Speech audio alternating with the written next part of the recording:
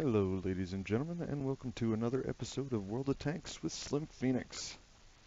I recently had a friend mention that they are trying to work on the finite details of World of Tanks to improve their gameplay and WN8 and such. While I don't consider myself the best player in World of Tanks, with 5 years of playing the game and my experiences and skill level, I do think that I'm fairly good at the game and can provide some inputs, tips, and tricks that will help those who are looking for that edge. So today I have a couple replays that I'm going to walk through, and I'll provide input on what I did wrong and what I did right, as well as the reasoning behind those decisions. So the first two replays are in the same tank. One battle I did very poorly in, and the other I did well. Of course, one element of how well you do is team makeup and how well the team supports one another. So the first thing any good World of Tanks player does is look at the map for the battle in combination with the tank they are in. So in this battle I am on Fjords in a medium tank, which is bottom tier. So this automatically tells me that I will have to be careful and be in a position to have assistance from my team. So from this point I look at the team makeup for both teams. So these two teams are fairly balanced as far as the various types of tanks. On this map the heavies tend to go south around the peninsula.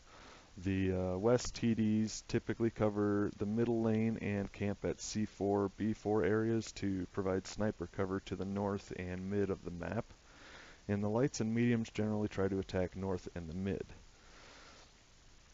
There's also only one artillery on each team, which means that while I have to be careful not to get spotted and sit in one spot, that I probably have a low risk of being targeted being bottom tier. So with all of these things in mind, I'm probably going to go work the middle, as I have good gun depression on this tank. So I should be able to get to mid and snipe down south as the heavies cross. But since this tank is not extremely fast, I may get shot as I cross to the bowl. So let's get this replay started and walk through it. So you can see here that since I'm headed to the center, I'm going to take the most direct route possible. You'll see this VTP and I are going the same place, so I'm trying to go straight through so I can get there as soon as I can. And another thing that you always want to do when you're playing World of Tanks is have your gun pointed in a direction of an enemy or the direction you're expecting enemy fire from. So you'll see as soon as I crest this ridge, I point the gun to the east there. Oh, and there you can see the VTP behind me gets hit by the sniper fire I was talking about earlier. So here's the bowl. I made it in here without getting any damage, and I'm going to see if I can snipe some heavies as they cross. There's a heavy tank, a T-29. I'm not sure if he's actually going all the way down there though. It seems like he's kind of high for the for that process. So get aimed across here, and the T-34 shows up. Put a side shot in, but it bounces because it went high. So anybody that's familiar with this tank knows what RNG is, but in the event that you're not, RNG is a random number generator, and what this is it's a portion of your accuracy, your penetration, your damage, everything. So in aiming at that T-34, the RNG, you'll notice that the shot did not go in the center of the reticle. So that's the accuracy there, and RNG is a fickle beast, and you'll see throughout this match that RNG does not work very well in my favor. So with that, let's get back to it. So there's plenty of extra heavies on this map, and oh, there's 29. So I try to track him, but the round misses the rear drive gear, so the track doesn't work. And I'm pretty sure I got spotted there, so I'm going to swing around and see if I can help this TVP out.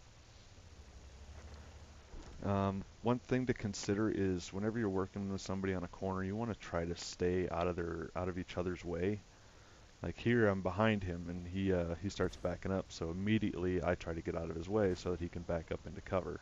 Obviously, he still takes a shot, but that's the best way to play it, so that because you wouldn't want somebody behind you. So it's just good gameplay, and that way you don't have to worry about people getting angry and shooting you that are on your team and things like that.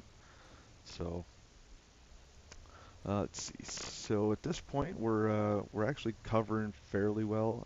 As you can see, a bunch of the heavies went south. They're battling it out down there, and they're actually pushing the north now. So this is kind of concerning. So I'm trying to find somewhere to push to where we can get shots in, so that we can, get worked around these guys. Try to find some way to progress and get damage in. But being in this bowl and then pushing north, I'm pretty sure that if I try to work out of the bowl and head around the north side of this hill, that I'm gonna just eat it. But I actually try to come up and see if I can help the north out a little bit, and this E25 starts laying into me, and there's one shot RNG throws into the dirt. And E25s are such a strong tank. There isn't really a lot you can do, because the damage they can put out in that short amount of time will just whittle you down to nothing. So I figure I'll come up here, help the VTP out a little bit. This Scorpion pops up. He's relatively low health. I figure I go over and help the VTP out, get the Scorpion out. But the VTP actually kills him. E25 turns the corner, another shot into the dirt by RNG, and so I'm trying to just make the best of what I can. I try to track him. Of course, it doesn't track, and he's able to finish me off. So if you can't tell, this is a match that we're going to lose from the 2-8 current score. But some matches the team just doesn't work together well at all, and it looks like we basically just sat and waited for him to come to us. And that was part of what I did wrong as well. I probably should have dropped into the bowl and seen if I could come up around the back of that FCM and the E25. Just work on a different angle. Usually when it's head on and you don't have any other flanking shots or directional shots at enemy tanks, they're able to just barrage you from the front, just like they did with us in the bowl. So being low tier, I wouldn't say that I had a lot of power in swaying the result of this battle, but you know you you got to try at least, and I didn't. So what I probably should have done was actually, made an effort, just risk it and see if I can get some flanking shots or whatever, and see if I can, just try to get. And I probably actually could have gone north as well. Um, with this gun depression that this has, I can usually poke a hill pretty well, and I probably could have worked the hill up north. So. Um, that's an example of a very poor battle on my part, and with that, let's switch over to the next one. So here's the next battle, which I did well in. We're in the same tank, the STRV-74, only this time, this tier 6 is top tier. So let's look at the map. We're on Live Oaks, and city usually doesn't determine as much of the output as far as win or loss on this map as the rail does, in my experience. So unless I'm in a heavy, top tier heavy, there's usually no reason for me to go to the city. Um, Obviously that's contextual. Sometimes I do, sometimes I don't, but most times I don't. So let's look at the team makeups. The enemy team has 4 heavies, and we only have 2. So we have, looks like we have more mediums than they do.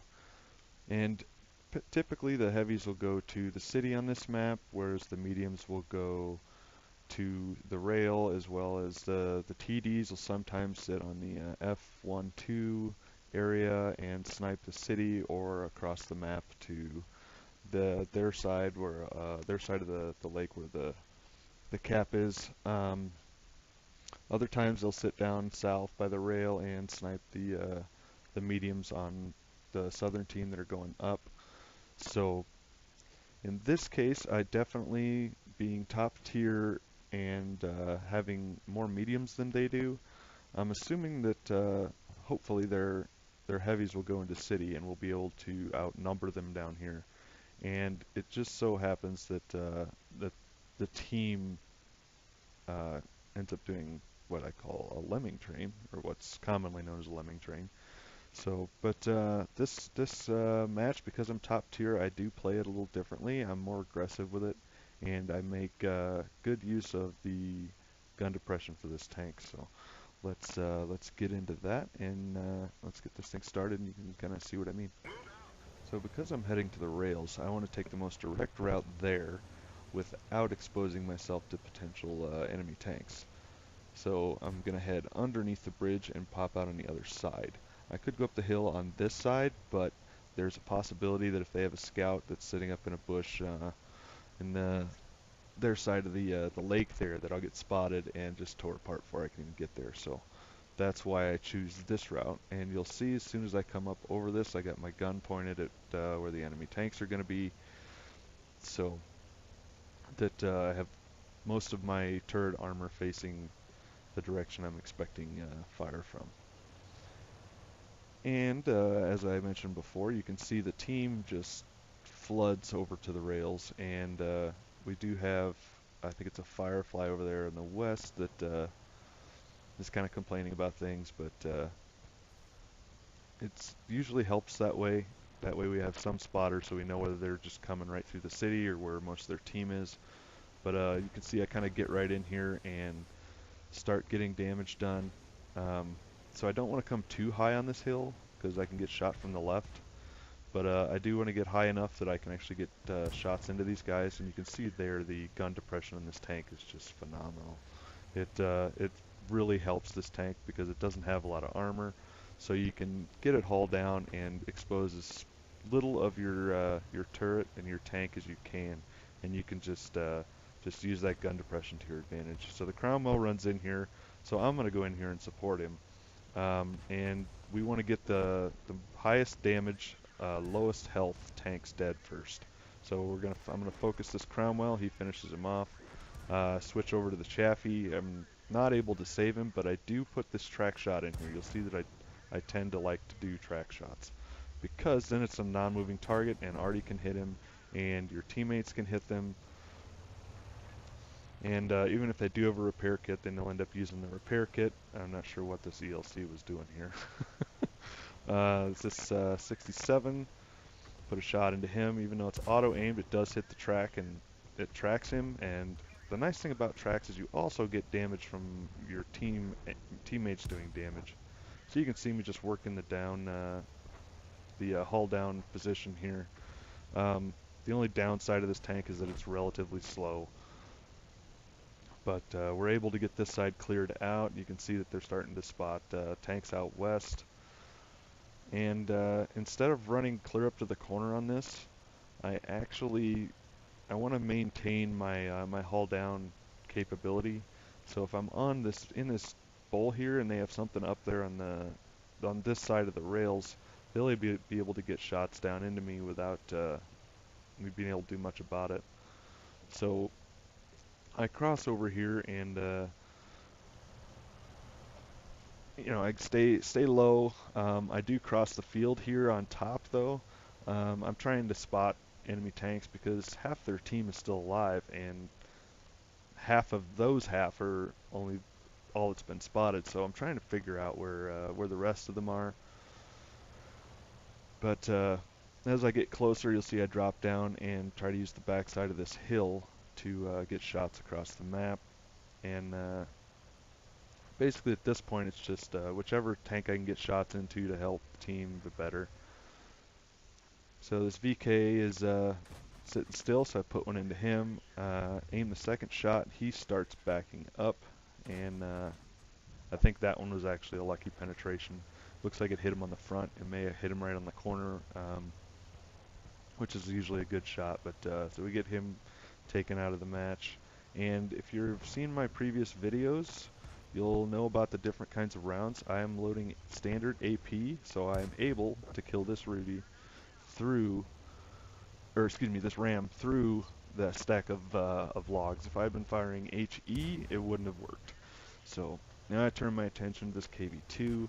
KV2's reload is about 20 seconds, and it does help to know the various reload statistics of each tank. And KV2, if he hits me, it's more than likely going to penetrate, and I'm going to be dead. So I'm trying to play it safe, keep the my tank hull down. This one bounces. I think I hit his gun. But so we're trying to work on the KV2. I'm also keeping an eye to the south for anything that might cross and come at me. So you can see the 67 goes in a little too early and gets smacked by this KV2. So I figure I got 20 seconds. So I move in and try to get the kill on this. Somebody hits him before I do, but I do get the kill. So, and then all that's left is the artillery down there. So our teammate VK clears him out and had a pretty good game. The results of this battle was over 1,800 damage, almost 500 spotting damage, and no damage taken. As you can see from the mod that I have, my approximate win rate for this game was 4,800, which is an excellent result. So just to recap, it's a good idea to know how most maps work, which parts of maps are more crucial to control, and assess the team makeup for yours and the enemy team. Also, you should play to your tank's strengths, which in this case is hull down using the gun depression. It's always a good idea to have team support, which for me means having at least 2 friendly tanks with you, or at least supporting you on any part of the map. Knowing the attributes of other tanks in the game will help you as well, such as knowing what the reload is for various tanks, where the weak spots are, and what kind of damage you can expect from them depending on the guns that they have equipped.